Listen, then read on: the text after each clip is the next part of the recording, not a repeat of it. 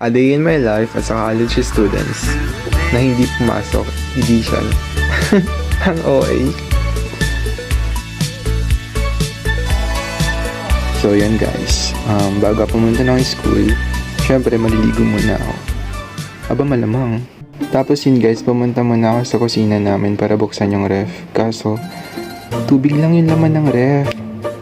Nakaiyak ko isasama ko sa vlog yun or hindi na. Ay. So yun, dahil sobrang init, magpapagupit muna ako. Yan, picture muna tayo dito sa salamin. Tapos, yan, maghihintay tayo ng masasakyan. Putik, sobrang init. What the heck? So yan, nandito na ako sa barbershop. So yan, tagal, meron pang ano na, hindi pa pala tapos yung nagpapagupit, meron pa palang isa. So yun, gagala muna ako bago ako magpapagupit with my friends.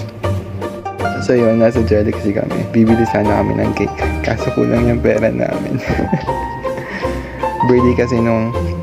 birthday kasi nung jowa ng friends ko, kaya bibili sana kami ng cake, kaso kulang yung pera. Tapos nung isang friends ko, super OA, sabi ko expose na yung kagandahan niya, kaso nahihiya. Grabe ka na talaga, Nicole.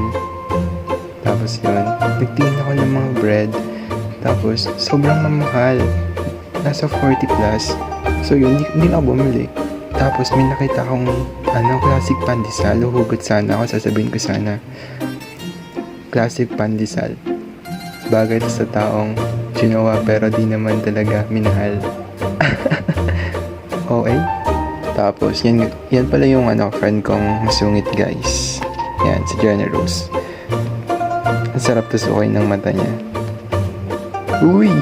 So yun guys, after namin bumili ng cake, ayun, umuwi na kami, hindi na kami pumasok kasi tinatamad na kami. So ngayon guys, nasa bahay na ako, tapos biglang dumating yung parcel ko. So ngayon mag-unboxing tayo ng parcel. Alam lang guys, nabuksan na talaga yan. Pero magta-try tayo magsusulat kung maganda nga ba yung acrylic marker na nabili natin sa TikTok. Maganda naman yung marker guys. Yan yung sulat.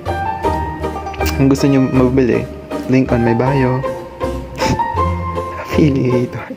So, yun lang guys. Bye-bye. Even in a hurricane of frowns, I know that we'll be safe and sound.